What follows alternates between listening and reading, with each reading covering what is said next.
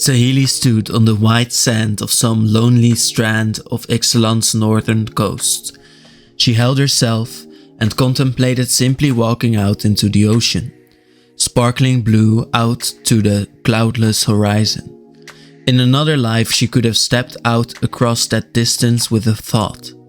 She had travelled some, but save for short moments with Huatli, her adventures around the multiverse were always driven by a mission. Save the plane, save every plane. How far could she go now? Saheeli rocked her heels back and forth, sinking a little into the sand with every gentle wash of the waves up the beach. It was a hot day, and the water around her ankles was cold. Save the planes, she thought.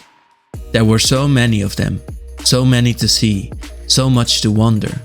Terror, yes, but wonder besides. It was all so much larger than her. And now there was only one plane, one ocean, one unknown land beyond the horizon.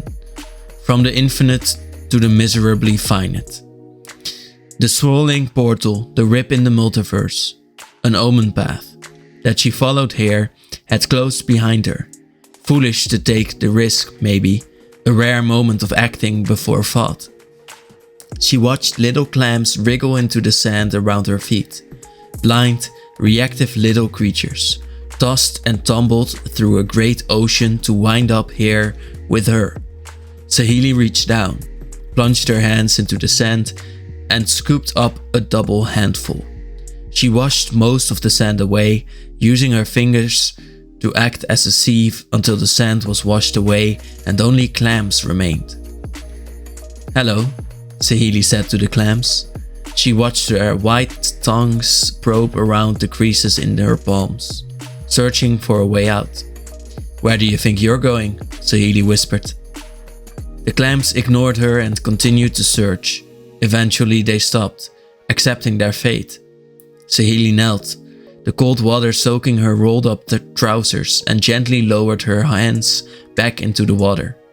The next wave washed the clams away, tossing them back to the sand where they dug in and disappeared. All trace of them washed away with the receding water. She tried. Nothing. She plunged a hand into the water and into the sand to stop her from falling.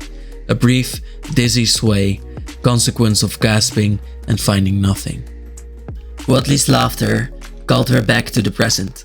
She turned to see Huatli and Pantlasa, her new Quetzalcoatl companion, one of the most promising of a new litter of raptors, running through the shallow surf, splashing and darting around each other. Huatli held a wooden sword that she used to direct Pantlasa. Nominally, this was training. Call and recall, close quarters practice for combat, but to Saheeli, it looked indistinguishable from play. The joy in Huatli's face, Pantlasa's eager bounding and chirping, the clack of his jaws snapping the air with excitement and the boundless energy of youth. Saheeli smiled. She stood, brushing the water from her arms and legs. She waved to Huatli, who came jogging over through the surf, Pantlasa and Tao. "You and he seem like a good fit," Saheeli said, bracing herself as Huatli threw her arms around her. "He is beautiful," the warrior poet laughed, out of breath, smelling of sweat and sun cream and the ocean. "And I am sun-drunk and exhausted. I need to cool off. Back to the shore or into the water?" "To the shore," Saheeli said. She kissed Huatli, then pushed her ahead. She followed Huatli up the hot sand to the shade of the oceanside jungle, where they laid out on a white blanket. Huatli rummaged around in her pack and pulled out a flask of water, from which she drank, then offered to Saheeli. "Right," Huatli said, watching Saheeli drink. "What are you not telling me?" Saheeli smiled again, soft. "It is so beautiful here. And you seem so sad about that," Huatli said. She squinted and looked out to the ocean, where the waves glittered and crashed. "Did you try to walk again?" "Yes," Saheeli whispered. "I felt nothing." "Worse," Huatli said. She threaded one finger through Saheeli's hair, slowly trolling it. "You feel a hole, a cavity, pain, like a missing limb that has been sunburned." Saheeli nodded. "With my spark, I felt whole," Huatli said. "A part of me revealed freedom, now that is gone. Wadley cupped a hand before her chest as if holding a heart. She squeezed that hand into a fist, her knuckles cracking, then shook her hand, dispelling again what had been dispelled already. "Sorry, H. I didn't want to bring you down here with me," Saheeli said. "I don't like being sad on the beach. It's too nice today." Wadley shrugged. "It's nice every day," she said. Saheeli snorted. She flicked Wadley's arm. "Don't be funny. I'm actually sad about this. And I feel silly for being sad about this. For a little while there we were blessed by the infinite. I don't think I ever considered we could lose that blessing." "It's okay to be sad," Saheeli said. "It is as you said. We lost a gift. We lost the multiverse, all its stories and all its wonders." She sat up. "What do you think happened?" Saheeli smiled. Wadley knew her well. Of course, she had already thought this out. "There is a rule," Saheeli said. "A law of reality that asserts that its fundamental elements, mana, aether, those things, cannot be created or destroyed, only changed." Saheeli mirrored the way Wadley had cupped her hand with her own, then moved it out, away from her chest.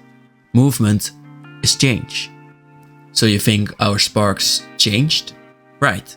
Our sparks were moved, not destroyed." Saheeli dropped her hand back into her lap. "You cannot destroy the fundamental elements of reality.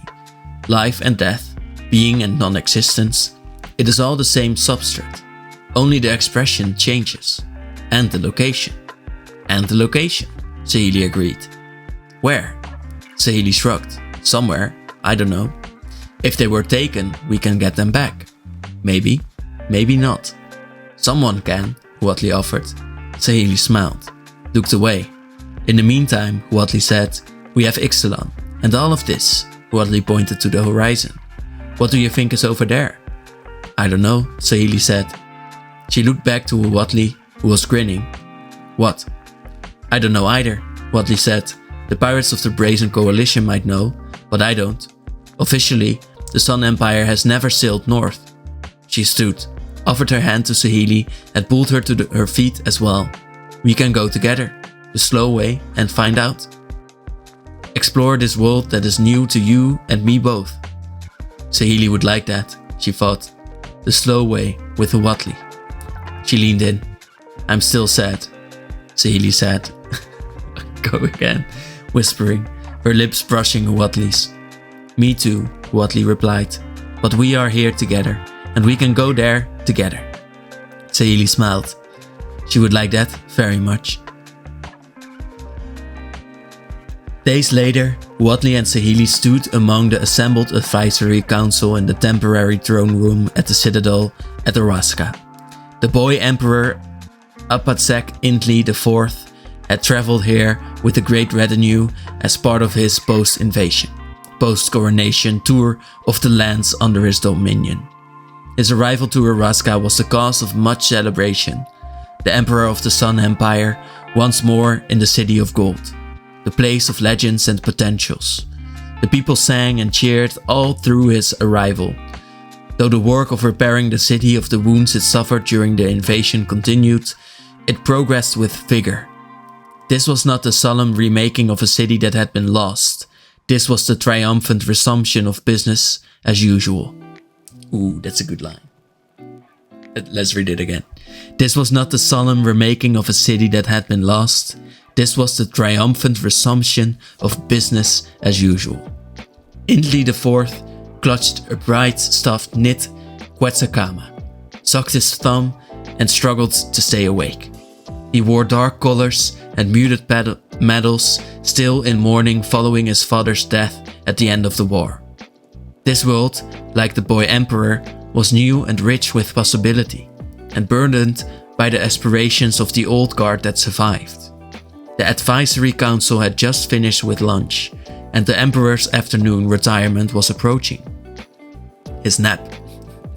Amid the soft clatter of attendants cleaning up the council's lunch spread, the susurrus of private conversations, and the distant roar of Araska's repopulated streets far below, sleep beckoned.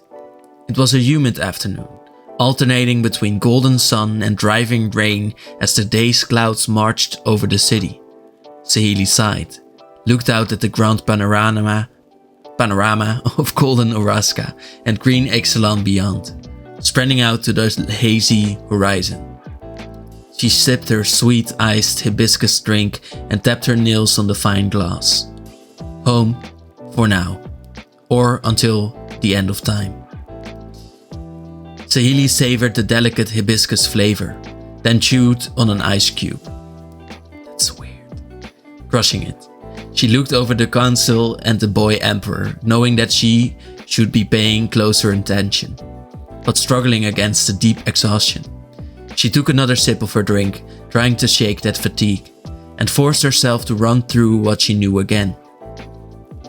Apatsek Intli IV would continue his father's rule, but the previous emperor had not planned to die at the hands of a Phyrexian assassin.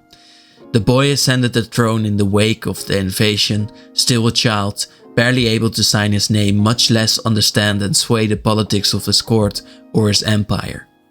And what politics? Soon after Saheeli's arrival and subsequent stranding on Ixalan, Huatli schooled her in the game that gripped his high court. On the one side was Ataclan Huisintli, the boy emperor's uncle and posthumously legitimized paper son of the late emperor. To the naive Ataclan's charge was to rule over the day-to-day of Tupa as majordoma to the emperor. To anyone with a modicum of political awareness, his desire for the throne was evident as the dawn. Opposing Ataclan was Kastaka Huisintli, the apex priest of the threefold son and eldest daughter of the late emperor. Prior to its destruction in the Phyrexian War, Kastaka held dominion over Otopek, a vast city of temples built in reverence to the threefold son. While the empire worked to rebuild her domain, she resided in Tokatli, the imperial citadel above Tupa, steering the course of the faith, administering the young empire as his chief tutor. A volatile situation. An empire split between aunt and uncle, both attempting to sway the boy and shape the future of the nation according to their desires. What history led to this moment would be appended as these giants struggled for command, racing against time to win the boy emperor's heart and mind before he grew wise enough to understand that he was only a gilded tool for their ambition. This was peace, a sweet drink, a meal of spiced meat and citrus, and boredom. Saheeli half listened as the mighty of the Sun Empire discussed the course of things to come, translated to her in a soft whisper by Huatli, who sat at her side. It was odd, this boring moment. Saheeli was sure that she should feel something more than boredom while party to the power struggle unfolding before her over the rudder of Ixalan's mightiest state. But ever since the nerve-burning terror of the Phyrexian War and stripping of her spark, this struggle felt so small. "Darling," Huatli whispered, leaning in to interrupt Saheeli's moment of reflection. "They want to know how far along your automatons are. Your Mechano-Quetzalcoatl.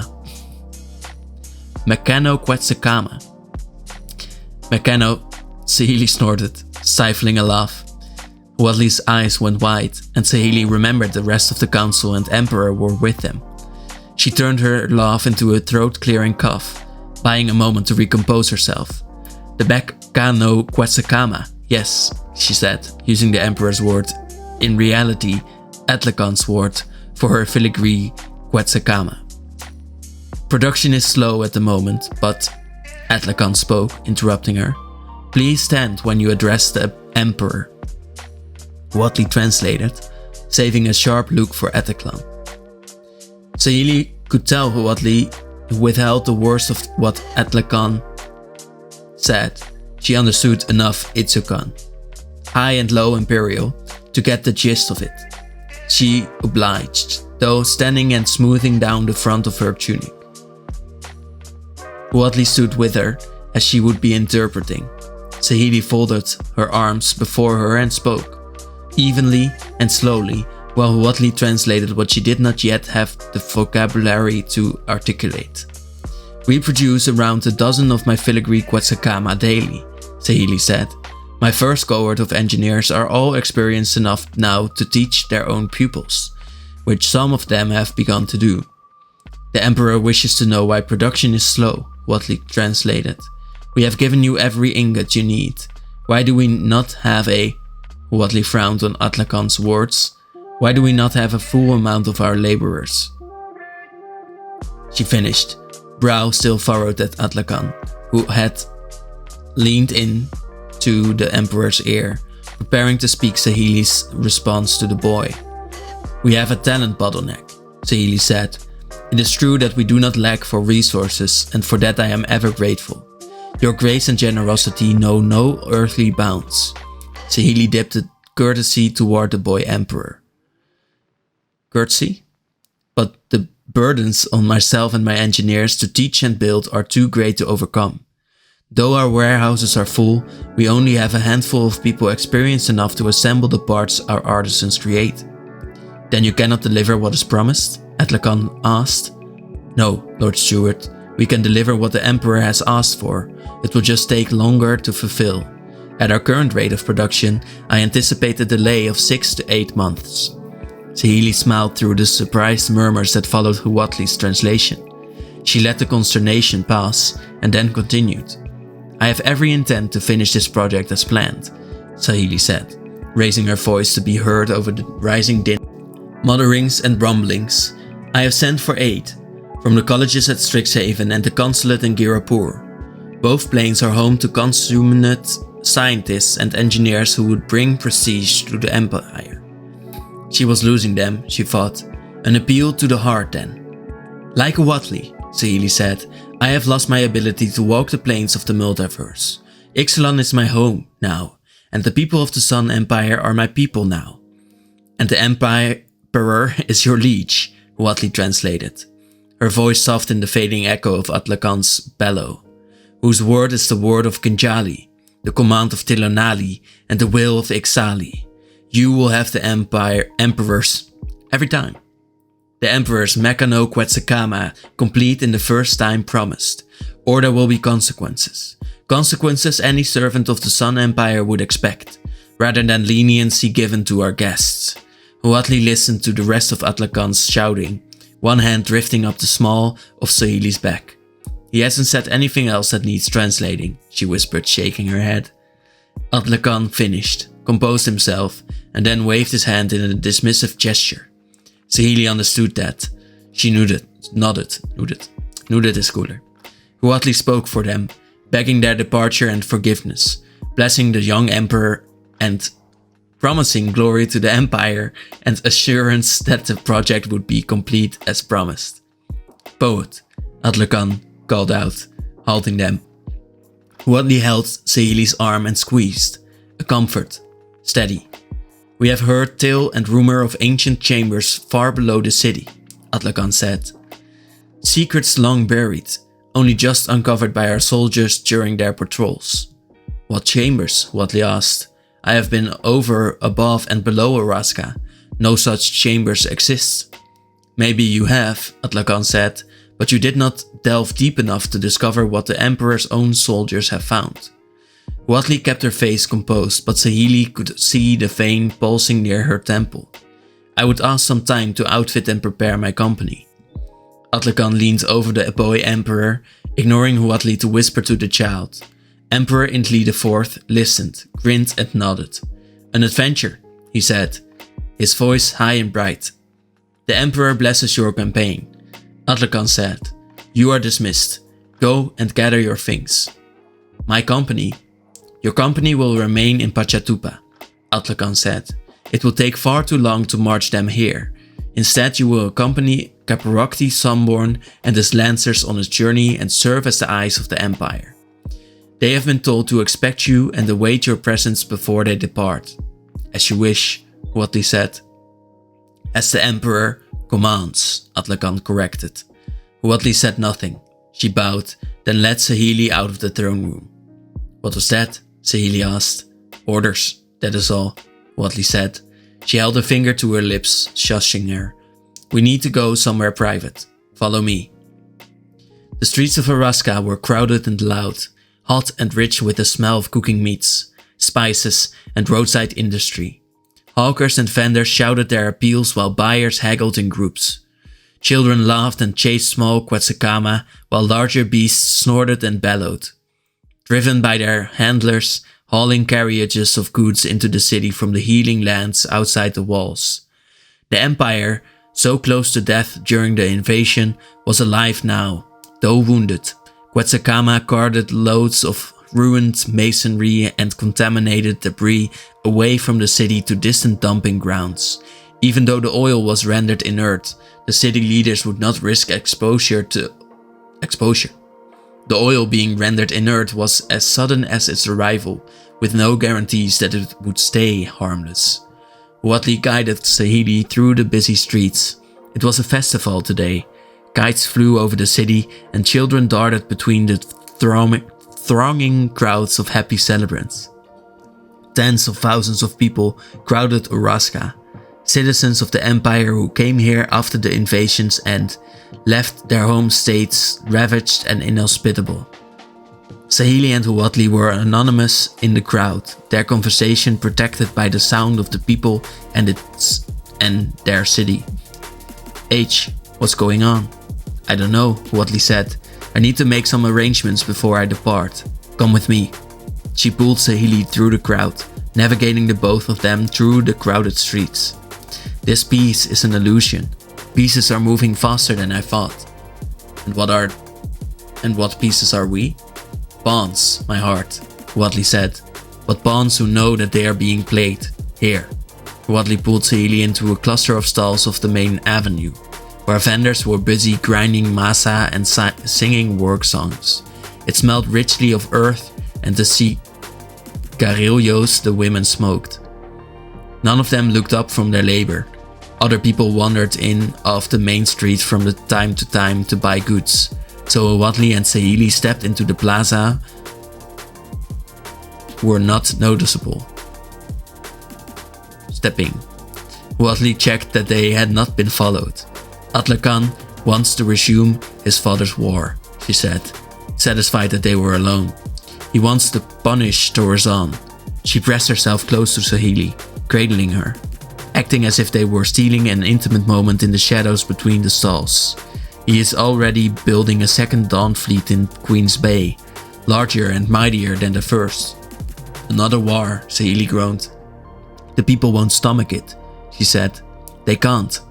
There are still Phyrexian wrecks in the streets and the jungles. The Empire is still rebuilding.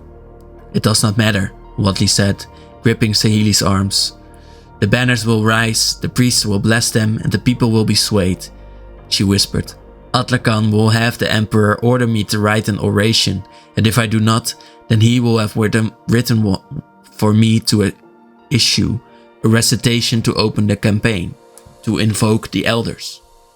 Can't you? I can't, Wadley said, shaking her head. I am the warrior poet. I serve the Empire.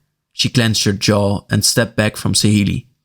Without my spark, I cannot escape the consequences of resistance. I must play my role. He cannot know that I oppose him, not yet. What can we do? There are other players. Kastaka? She yields the Emperor's heart and mind. Atlakan commands his god, but Kastaka can turn him to be kinder, to not be his father's son or his uncle's instrument. Wadley nodded while she spoke, as if working to convince herself. Even as she laid out the choice she made, the future of the Empire should be with her. What do you need me to do? Saheeli asked. I don't know how long I will be gone, Wadley said. She slipped into her command voice. Saheeli nodded, a deeper register to protect herself. There was a meeting planned. I need you to attend it. That's it? That's it. That cannot be it. I should come with you. No, my love. You have sent for help through the portals, right? Omened paths, yes, Saheeli said. I lied about Kirapur. The last omen path that appeared opened only to Arcavios. I immediately sent a request for aid, and they said they would send a student of history, a planeswalker. Saheeli frowned. Quintoria scanned. A planeswalker? Whatley asked. Evidently. The courier sent me his dossier and would have been corresponding intermittently. The path to Arcavios appears with some regularity, Saheeli said. Should I tell them not to bother? No, Whatley said. I might still be able to find a use for him. She crossed her arms, one finger tapping a bicep. She looked away, down, thinking. Saheeli reached out to Whatley, drawing her attention back. What do I need to know about this meeting? The meeting is to plan how to depose Atlacan, defang the Emperor's Guard, and move Kastaka to power the Emperor's side, Whatley said in one breath. She came back, regarding Saheeli with a look of great resolve. Saheeli exhaled, pushing a hand through her hair. You're planning a coup? Yes, Whatley said. We are. I need to sit, Saheeli said. In the corner of the little plaza there was a ring of tables and chairs for vendors, buyers and passers-by to sit, eat and rest. Saheeli led Whatley to an open table and sat. Whatley flagged down a passing vendor and ordered them iced drinks and cold spiced mangoes. Another revolution. Saheeli's heart ached, recalling the years of Kaladesh's revolt. This is my home now, she said, but it is not my land. What do I say at this meeting without you there? The mangoes and drinks arrived. The two women ate and drank in silence for some minutes. And then Whatley spoke. This is an empire of many different dreams, many different possible futures. She reached across the table and placed a hand on Saheeli's chest, over her heart, then touched her free hand to her own. Your dreams and futures, mine as well. This must happen now, or the people will suffer another war. Whatley kept her warm amber eyes fixed on Saheeli's, ignoring the food and drink. I love you. We are each the others. At this meeting, you speak with my voice, Whatley said. My aide, Chitlati, I'll have her meet you after I'm gone. She will be your interpreter if you need her. In the meantime, I'll let the right parties know you act as my proxy. They will contact you when it's time, and you will go with them. You will be safe during this stupid expedition, Saheeli said. A command, not a request. It is not yours to lead, no matter what Atlacan or the Emperor says. You will be a poet and a scribe, not a hero. Of course, Whatley agreed. Whatever waits below the city, I will find out last. Good. We were ready to act, Whatley said. We just needed a push. This is it. Saheeli placed her hand atop Whatley's and squeezed. She understood. Whatley turned her hand over and squeezed back. They shared the rest of the chilled mangoes and sweet drinks in silence, the two of them lost in the sound and clamor of Araska, neither wanting to be the first to let go.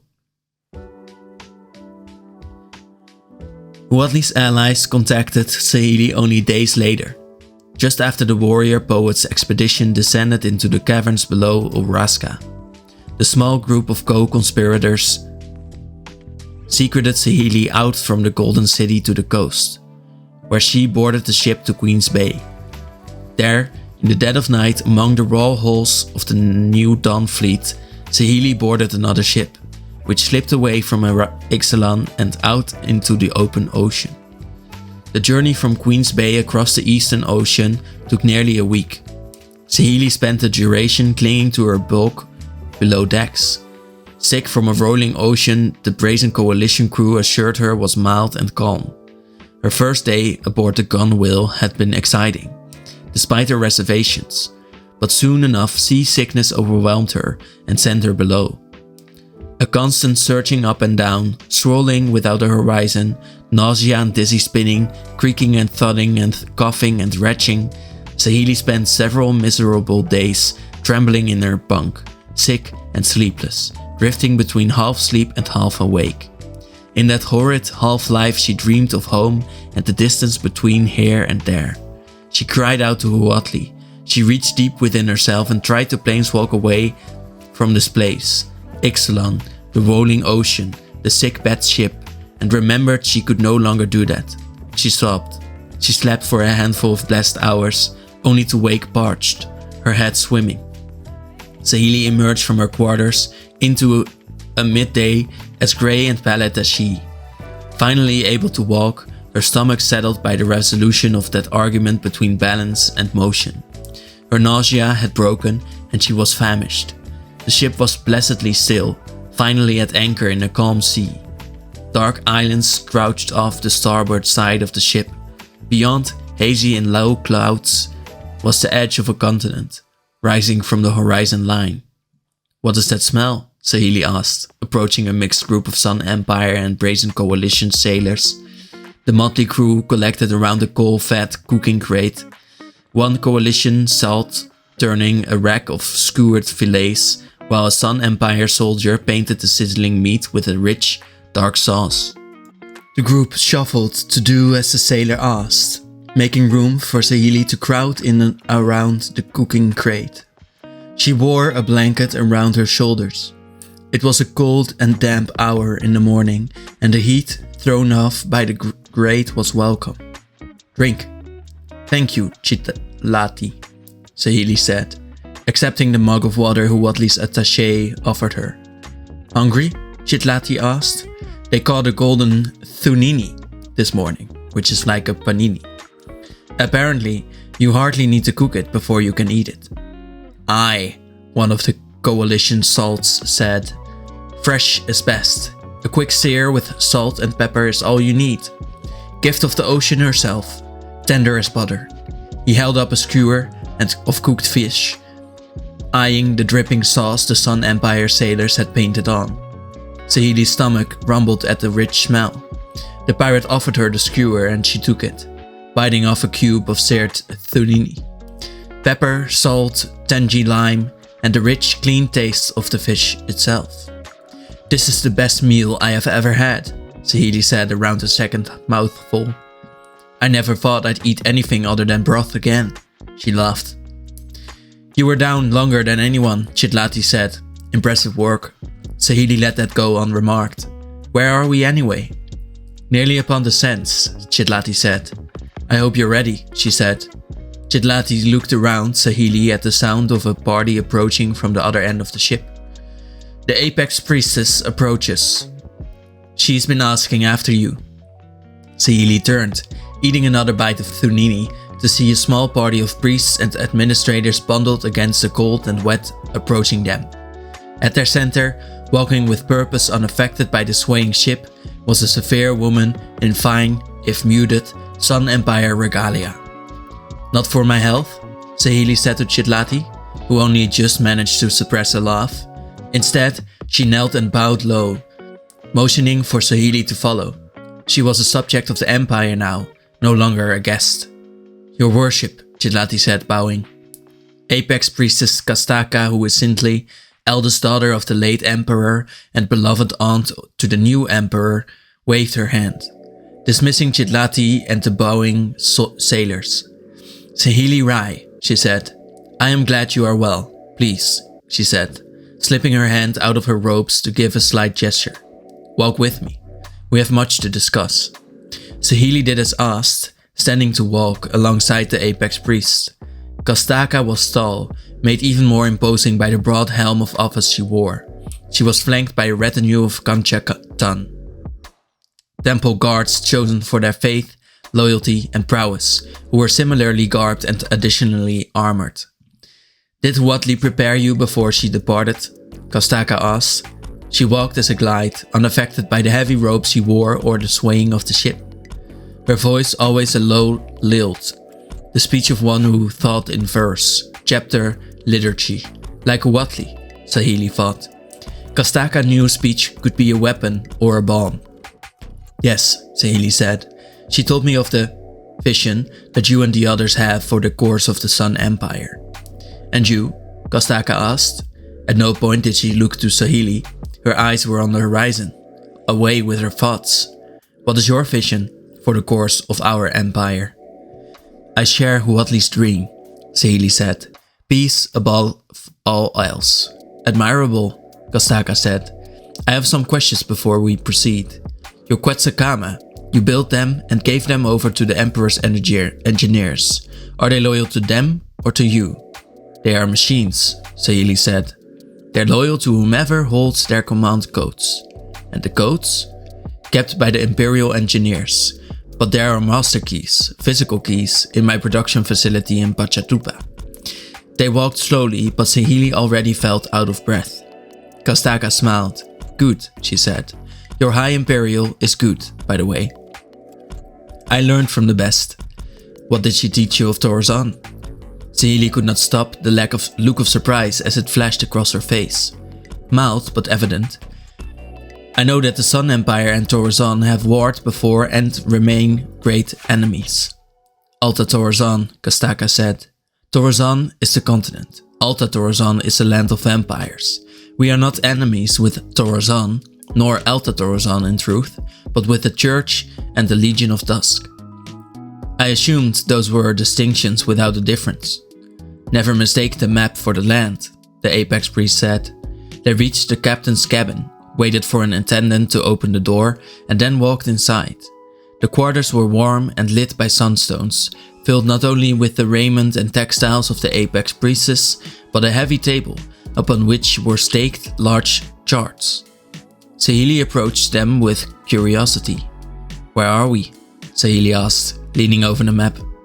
The Sands, here, Kastaka said, pointing at a small scattering of islands off the west coast of Torazan. Alta Torazan hides behind the Deoro, she said, pointing deep into Torazan's interior, where a vast mountain range loomed behind a continent bisecting river. Between us and them are the free cities on the coast and among the plains. More vampires? Humans, Kastaka said. Aspirants. The faithful food, she grimaced.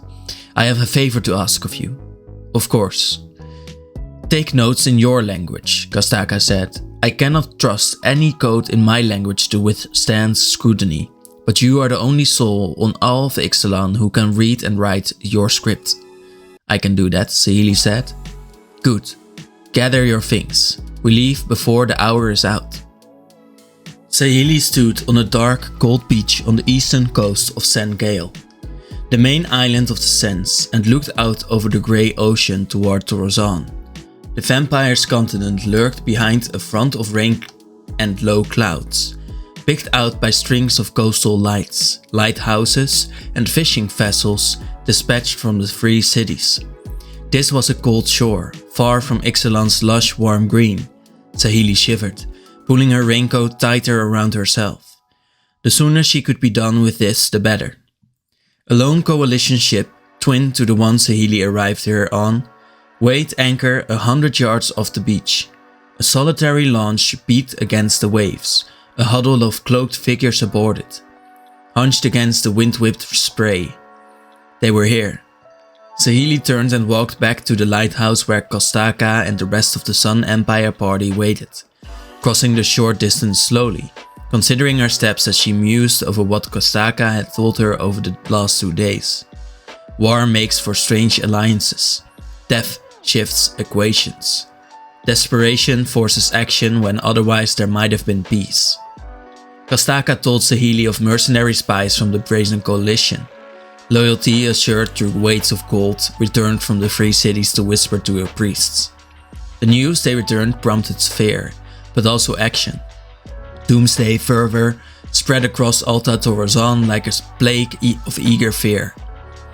In place of rats, this pestilence spread from the lips of fanatic cults, whose rhetoric sent spaling fractures through the foundations of the Church of Dusk. A dark figure rising from the swelling discontent, and the Queen seeking allies. Meanwhile, war fever raged through Pachatupa and the Sun Empire. A people staggering, wounded, one fist of the state clenching a sword hungry to blight flesh. An emperor's son passed over, and a child on the throne who could not yet understand the gravity of the role he would play. A queen in the east and a priestess in the west with twin ambitions. An empire ascending that could still be captured, and a realm suspended above a precipitous drop that could still be pulled back from the edge. Strange alliances indeed, facing with an unreasonable enemy. The foe you could reason with might stand alongside you, not as a friend, but as a collaborator. Saheeli recalled Huatli's story of the battle at Oraska during the Phyrexian War. Vampires and humans fighting together against the Phyrexians. Sengal was not Oraska. The enemy Kastaka and her momentary collaborators faced were not the Phyrexians. This meeting would not be a battlefield, but it would decide the fate of nations all the same. Saheeli hurried the rest of the way up the path through the lighthouse and entered the small cabin at its base without knocking. The Sands were the home islands of the orcs, who had been reduced terribly by Alta Zan. The countryside was quiet. There was no one else here but them. It's also interesting because the orcs are one of the main people of the pirates, or the Brazen Coalition right now, who fled from Alta Zan. But okay. The interior of the lighthouse cabin was warm and smelled of coffee, ink, and the sea. A large table had been dragged to the center of the room, around which Kastaka and her advisors sat. As Saheeli entered, Kastaka looked up. He registered who it was, and then flicked her eyes to the open seat next to her. Saheeli's station for the evening. Saheeli made her way through the room, navigating the tense, murmured conversations. The Kanchatan kept their hands near their belts.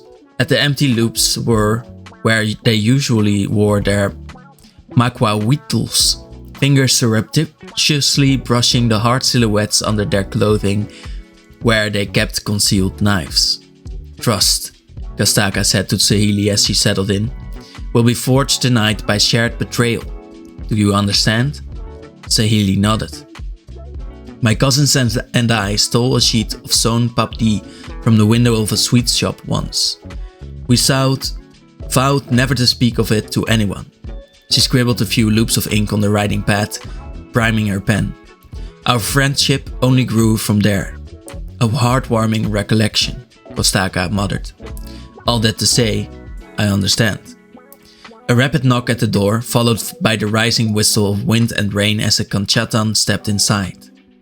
They're here, Your Grace, the soldier said, brushing water from her shoulders. She dipped a quick bow while addressing Kastaka. Elenda is with them. Kastaka looked up from her notes with surprise, muted but evident. You are sure? I saw an unnatural light emanating from a figure in their party, the Kanchatan said. Not torchlight or sunstone, it was thin, a crown of beads that appeared to float behind the back of the figure's head, she said, eyes wide. I have heard that only the venerables are graced with that light. Indeed, Kastaka said, a smile crossing her face. Thank you. Dry yourself, that will be all. Saheeli recalled what little Huatli had told her about Elenda, the First Vampire, the early unnamed battles against the Legion, the race to Oraska, the immortal sun, and Elenda's castigation of her own people. Here are the pieces machined by history's lathe, falling into place. A knock at the door, silence in the lighthouse cabin. Enter, Kastaka said. The door swung open. 4 dark figures entered, ducking to fit their peaked helmets under the doorframe. Their footfalls were heavy, boots thudding on the plank floor, the soft clink and rustle of armor under their waxcloth cloaks. One by one as they entered, they stripped off their scabbarded swords and leaned on them against the wall by the door. Saheeli searched the dark faces of the men who had entered. Pallid skin, grey eyes lit from within with soft silver light, an austerity so severe it radiated from them like a terrible cold. They looked over the group of Sun Empire soldiers and dignitaries, their faces neutral, hands resting, as the Kanchatans did, near the empty loops on their belts where their weapons typically hung. Satisfied, one of the soldiers stepped back outside. A moment later, Saint Elenda walked in. The Venerable swept her hood back as she entered the cabin, uncovering her face and revealing a soft, steadily glowing diadem that crowned her head. A halo, the sign of canonization, of veneration. A divine investiture in the single person. Though Elenda's skin was as grey as her companions, it lacked the austere cast. Her cheeks were flush, as if the cold and wind had chapped her face, or rather, as if she had just fed. The Venerable looked over to the Sun Empire party, her eyes glowing a soft warm gold.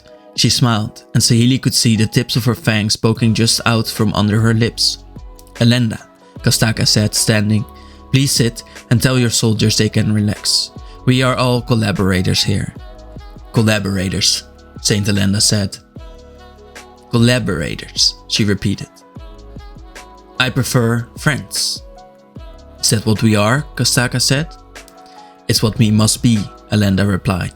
She shrugged off her cloak and settled into her chair. "After tonight, the only friends we have will be the people in this room. Home will become a nest of ash-toothed vipers. Trust or respect, we must be friends." "Friends then," Kostaka said. "So we are here. Let's begin." Elenda leaned forward, listening. Saheeli wetted the tip of her pen. "Our Emperor will lead us to war," Kostaka said. "He is a child. My brother Atlakan craves the throne but can never have it. So he has instead worked his way into the Emperor's mind. He whispers of dreams of conquest to the boy, who demands ships and regiments like he's piling his dinner plate with sweet desserts. Our people cannot stomach another war, no matter how much they prepare. Neither can yours." Elenda raised an eyebrow. "You think?" "I know," Kostaka said. "Your church and your queen, a nest of ash-toothed vipers. Am I wrong?" Elenda smiled. "You are not," she said. "Your whispering brother and pliant emperor are a match for the zealots in my domain. Pontifex Fane struggles to hold the Church of Dusk together. The call for revival is strong. You are aware that there is a second expedition to Araska on the way?" "I am aware," Kostaka said. "I assumed they were yours." Saheeli looked up from her notes, catching herself only moments before blurting out that she most definitely was not aware of another Legion expedition to Araska. "Not ours," Elenda said, shaking her head. "Ixalan is no longer of interest to the crown. Not since the departure of the Immortal Sun.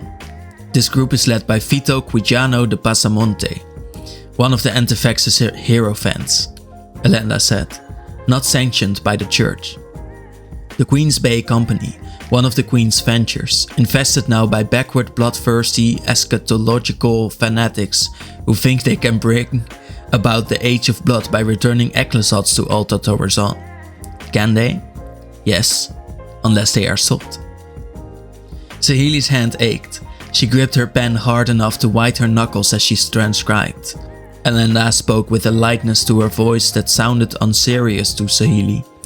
She spoke of a schism that threatened the church that had canonized her, of a low boil of apocalyptic fervor that, checked or unchecked, could only end in Alta Torazon tearing itself apart. She spoke of Huatli in danger. Her voice should have trembled. She should be begging for help. "Huatli will stop them," Kostaka said. "Regardless of what my brother hopes they can accomplish in Araska, the Sun Empire soldiers know what to do when they meet the Legion on our land." "Huatli in the darkness." Saheeli looked past the table at the Legion soldiers who stood behind Elenda. Broad men, each standing over 6 feet tall, all ironclad in thick, burnished gold plate armor. Etchings of roses, thorns, and human figures kneeling, their arms raised as if to buttress the plate that shielded these butchers' forms. "If Ecclesot sets one claw on Torazon, the realm will tear itself apart," Elenda said, repeating herself. Elenda's face lost its light. For a moment, the luster that suffused her cheeks flickered. "I cannot let that happen," she whispered. "And you cannot let your brother lead your emperor to war." Despite her anger, Saheeli found herself drawn to Elenda. Divinity, she deduced, of course. Proximity to the divine, any divine, was difficult to resist. She understood that magnetism, some fundamental principle of the multiverse that she, a mortal being, felt as something more. Saheeli pushed back against that desire to follow, turning it instead into an examination of the small details of Elenda's mortality that lingered. The wisp of grey in her long dark hair, the gentle spray of freckles across the bridge of her nose. Elenda's eyes flashed cold as steel. "There is someone else here," she said. She turned in her seat to face the door just as it slammed open. Broad figures filled the door frame, hands gripping either side as if holding on against the howling wind that roared in with them. Behind them stood a clutch of orcs and humans bearing cutlasses, scarred and patched, with a motley of armor and clothing to protect them from the elements. A commotion. Elenda's loyal guards and Kastaka's Kanchatans shouting. Standing from the table, moving between this new group and their retainers. The new arrivals stood between them and their swords, but they all drew daggers, saps, spikes and other concealed hand weapons, brandishing them. Saheeli herself stood and drew upon her magic, weaving the metal nib of her pen into a razor-edged shank. "Quiet," the interloper bellowed. A woman's voice, one accustomed to command, to needing to be heard over the howl of wind and angry shouting. "Stand down, all of you." The woman strode into the cabin following the steady point of her straight-bladed cutlass.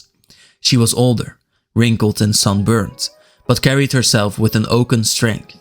She wore sailor's clothing, a heavy wool coat, a bicorn hat which she swept over off her head, and sturdy, salt-stained boots.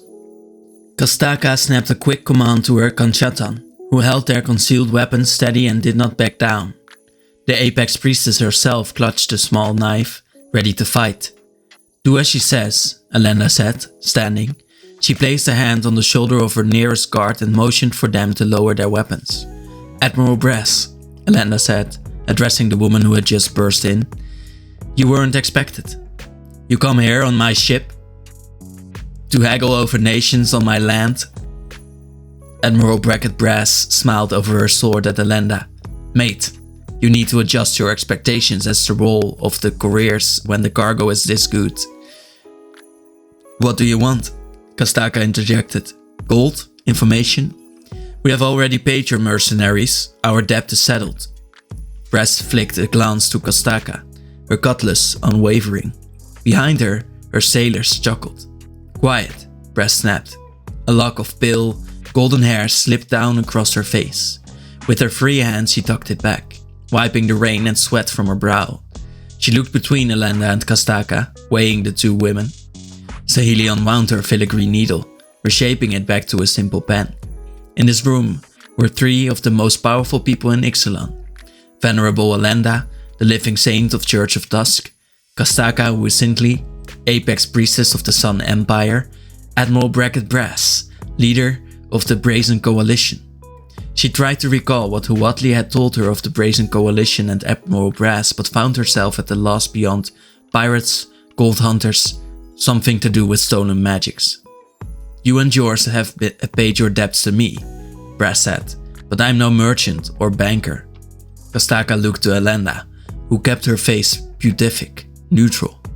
"We will listen," Kastaka said, speaking to Brass without looking at her. "You," she said to Saheeli, "will write." "Record this well," Brass said to Saheeli as she sheathed her sword. "I will have a nation," the Admiral continued, "a land of free people, the open ocean, and every island between here," she gestured to the ground beneath their feet, "and there," she said, pointing west toward distant Ixalan. "There is a great game being played here. You two are prepared to wager thrones and crowns like coins. Regicide and fratricide are on the table and the players' hands all but dealt." Brass flicked the sword tip between the two other women as she talked. "Well, ladies, I'm here as well, and I'm the one with a full grip of cutting steel." Brass's eyes shone like chips of sky, piercing, clear. "One more hand to deal. My coalition demands recognition as a player of this game and on equal terms." "And if we refuse?" Elenda asked. "Then I'll kill the two of you here, and the stink of cannon smoke will choke Torzan and Ixalan," Brass said. "Your people will never touch the ocean again without a coalition ship on appearing on the horizon. The seas will be a graveyard and the land a prison." Silence, but for the sound of Saheeli's rewoven pen scratching the last of Admiral Brass's dictation. Brass lifted her cutlass again, then threw it into the plank floor of the cabin, where it stuck deep. "An answer," she demanded.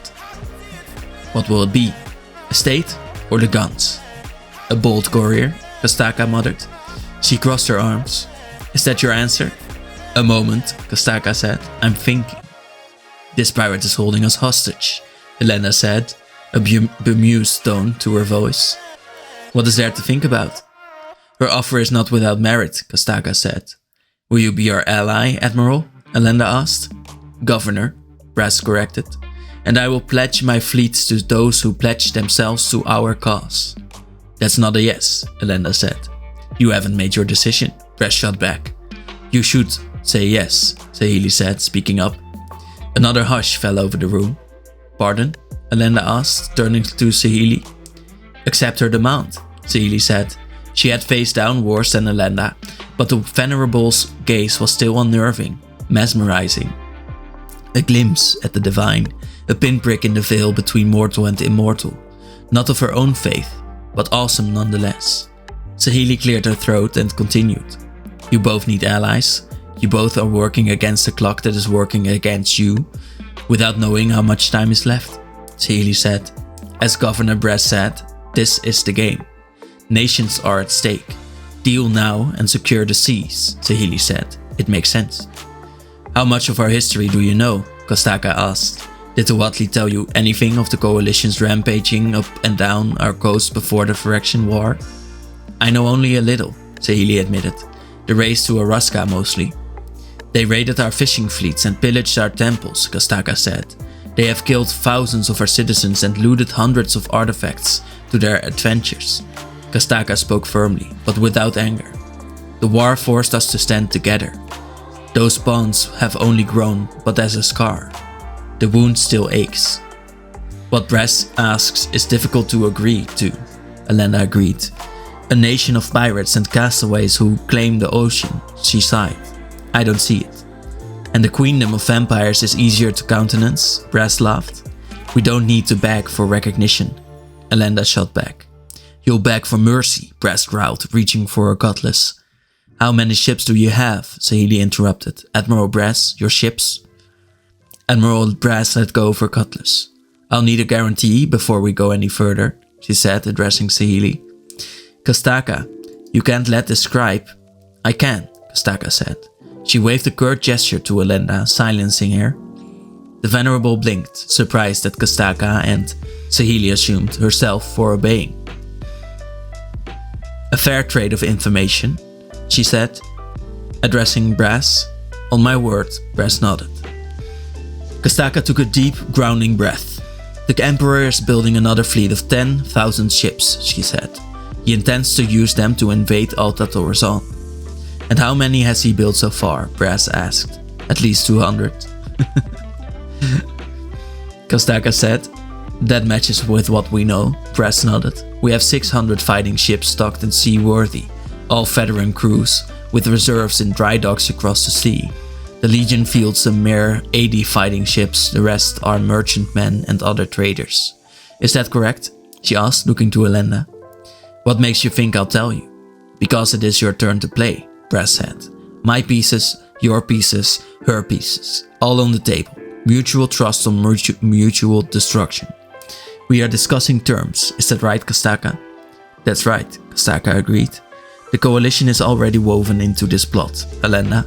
The spies we hired in your land, the spies you hired in ours.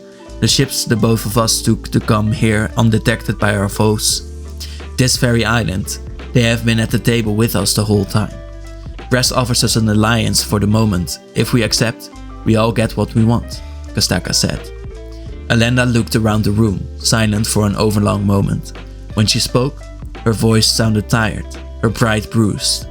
We will write you letters of marque, Elenda said to Brass. Stop Vito and his acolytes from returning to Alta Torzan. Kill them in Araska or sink them in the ocean, I do with care. If you can do that, I will see the Queen recognize the coalition's claims as legitimate. Gratitude for service to the Crown and Church. Brass grinned. She reached out, offering Elenda her hand. Elenda met hers and shook, grimacing. And you? Brass asked Kostaka, reaching out to her. What will you have us do for our nation? Our second Dawn fleet, Kostaka said. At the end of summer, After the first of the hurricanes announced the end of safe construction, burn those ships in their docks. Draw the Imperial army to the coast, away from the capital. Expose the Emperor and his whisperer to me. Brass extended her hand. It's a deal, she said. The Apex Priestess does not shake hands, one of Kostaka's Conchatans said, stepping forward to place himself between Brass and Kostaka. Brass pulled her hand back up and held it up, smiling apologetic. Kostaka reached into the folds of her cloak and plucked a single feather from the garment she wore below, then offered it to Brass. Return this to me when I ruin Pachatupa, and I will give you your nation.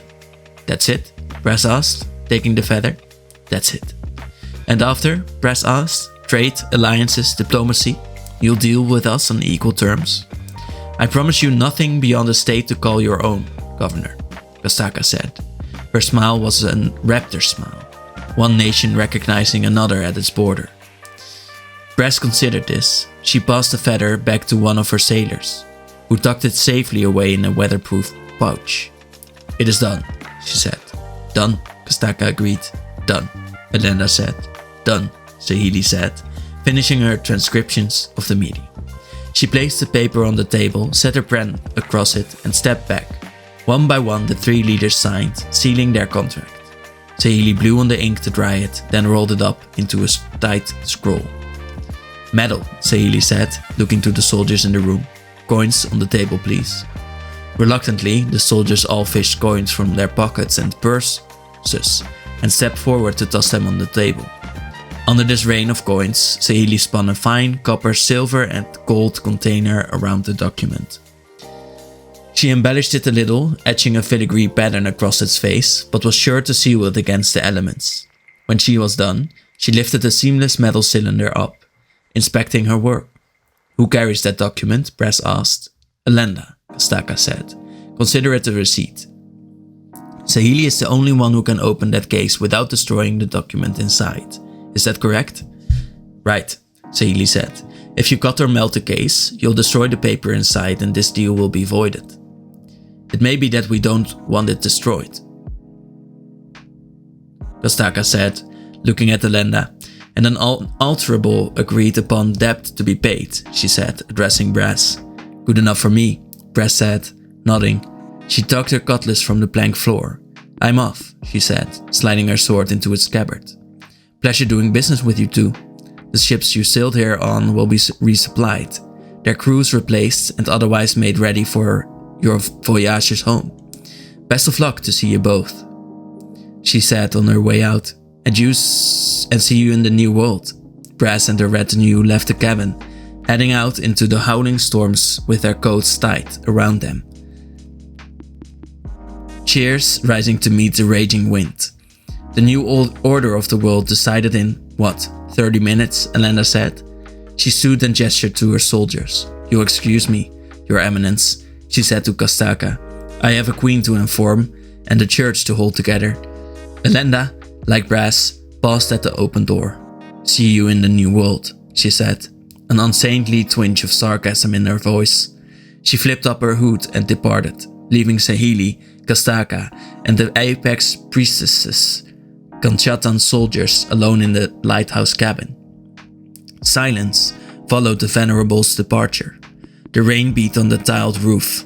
Wind rattled the storm-shuttered windows in their frames.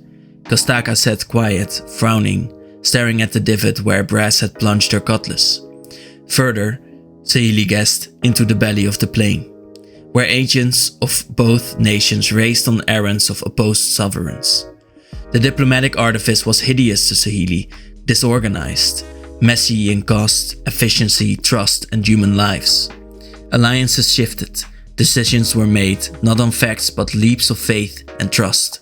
Friends and rivals traded masks constantly. As in Kaladesh, power never settled into equilibrium, but was always up for grabs. No decision was final if it was a decision made by multiple people, for multiple people. At the same time, Saheeli rejected the tyrant's logic of stability contained in a single body. The capricious, selfish aims of an autocrat promised a doomed, fatal consistency. No equilibrium in many, no justice in one. Where could there be peace? Saheeli, Kostaka finally spoke. Yes, Your Eminence. Huatli will support me. Saheeli hesitated. Kostaka waited, and Saheeli was distinctly aware of how vulnerable she was, alone on this island and surrounded by the Apex Priestess's soldiers. She assured me she would, Saheeli said. Nevertheless, Huatli worries me, Kostaka said. She is the conscience of the Empire, the people's heart and voice, but she is Empire's hagiographer as well. Know what that is. She told me how much she admired your cause, Saheeli said. She asked me to speak with her voice at this meeting. Speaking, writing, admiration. Kostaka shook her head. She stood, motioning toward the door. Her soldiers sprang into action, some hurrying out of the cabin to make for the ship, others preparing to escort her. When the day of action comes, the only thing I need are swords. Many people who admire me now, who write and speak kindly of me now, will side with the Emperor. She waved Saheeli toward her. We are going to unmake the natural order. We are going to ask the people to make one more effort to secure their future. So, no words.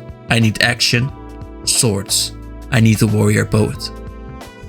And there was her answer, Saheeli realized. Solving for peace was an equation without an end. A blueprint that must always be revised while in practice. She'd be the hubristic dream of being the one to finish the design and find purpose in the struggle to clutch the pen with which the design is drawn. Begin, start, make your play. At least then you will be an actor rather than a subject. Pick up a sword, Saheeli, she thought to herself. That's the answer. It is natural to follow one's emperor to war, Kostaka continued, her voice a fierce, gravel rasp. It is natural to hate those across the ocean, though Tilonali's light shines on them too. Kostaka said, I aim to do the unnatural thing. Huatli and I will be with you, Saheeli repeated herself, recalling her lover in the market. The same fierce tone in her voice as Kostaka. The same fear, the same hope. Kostaka fixed her gaze on Saheeli. The two women were roughly the same height, but in that moment, the Apex Priestess stood as a pyre, stretching toward the grey sky. History and the days to come embodied. Kostaka extended her hand to Saheeli. Saheeli reached out with her own. The two women shook hands and then walked out into the howling gale, escorted by the temple guards. Saheeli followed Kostaka toward the shore, down from the lonely cabin and out across the dark sand of St. Gale. The launch bobbed in the shallow water, held in place by brazen coalition pirates and a pair of Kostaka's Conchatan, who stood knee-deep in the breakwater. Chitlati already sat inside the launch, waiting for them. Cold surf surged up the strand, rippling and rolling around their ankles. The chill was sharp and clarifying. A bitter rain lashed down from the tumult above, and the ocean rolled, and distant bosun whistle thrilled. This was her world, Saheeli thought, hers and Huatli's. She whispered a short prayer.